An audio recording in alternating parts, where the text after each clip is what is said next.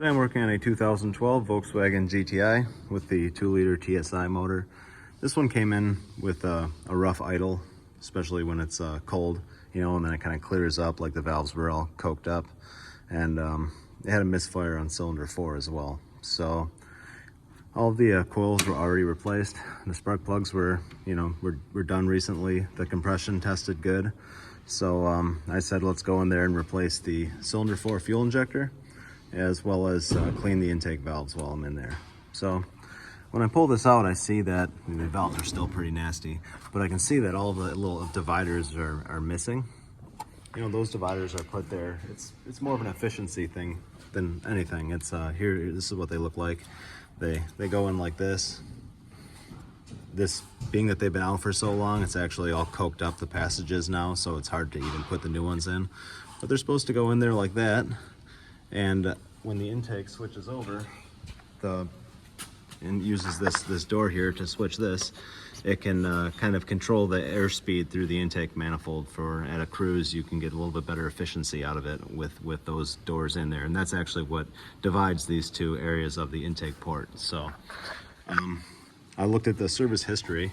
I just did a Carfax report on this car, and it was the intake manifold was replaced at a dealership out of state. And it was done a couple years ago, so that's the only time I can see where the intake manifold would have been off this car recently, you know, within the last couple years. And yeah, they likely just forgot to put the ports in. So I've seen this a couple times now. It's not great, you know.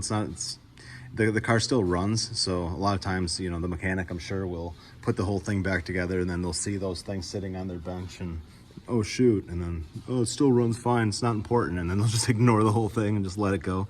But it's not a good thing to do. It's not worth it's worth pulling it back off and making the car as it should be.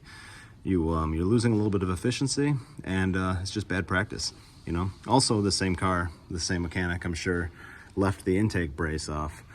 That's another thing where you can see people argue, oh, the car runs fine without the brace, you know, for the intake. But it has a rubber mount on the top. It connects right here, a little rubber mount, and then an aluminum bracket that connects to the block. And even though the car will run fine without that, and some guys, you know, hot rod guys, you know, guys that soup up their cars will say, you know, I've been running like that for long periods of time and it's never caused a problem for me. It's just bad practice.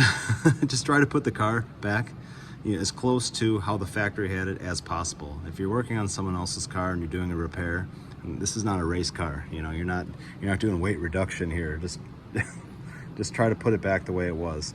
You know, that should always be your objective, to make it look as though no one was even in there. You know, all the clips, everything is done right. You know, when you go to a dealer and you pay dealer prices, you would expect it to be done, you know, closer to that. You know, you would hope, but I'm seeing that's less and less common now. I'm seeing more and more weird stuff like this coming from dealerships. So, you know, independent repair shops too. I'm not saying only dealerships. I'm sure you know, all in all, they probably have a better track record, you know, being that there is factory training and stuff like that. But it doesn't mean that the job is done right just because it was done at a dealership. So that's all. Well, thanks for watching. This is just another video of me complaining, but thanks anyways. See you. Bye.